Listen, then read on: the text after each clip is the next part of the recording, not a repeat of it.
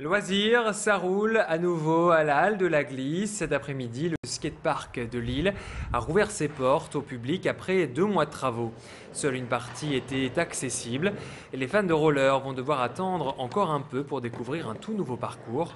Une structure de 4,5 mètres de large en forme de volcan et une nouvelle table dotée de rails pour permettre de nouvelles acrobaties. La direction de la Halle de la Glisse souhaite modifier les installations 2 fois par an pour ne pas lasser les skateurs et les rollers. Et ces travaux d'un coût total de 50 000 € ne sont pas totalement terminés et 4 semaines seront encore nécessaires pour profiter pleinement des 3000 m² de la Halle de la Glisse. Plus d'explications au micro de Frédéric Regnault.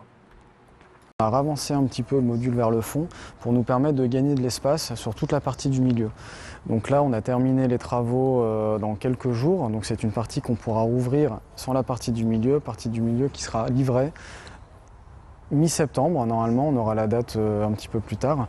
Donc là, on aura ensuite pour mi-septembre ce qu'on appelle un volcano. C'est un module en courbe qui fait ça, qui est plutôt destiné à la pratique du BMX et du roller. Donc on va avoir un joli complexe de courbes pour les vélos et les rollers. Et ensuite, jusqu'à la fin de la table, donc devant les travaux qui sont en train de se faire, on aura plutôt des plans inclinés, c'est-à-dire des parties droites, plutôt adaptées pour la pratique du skate.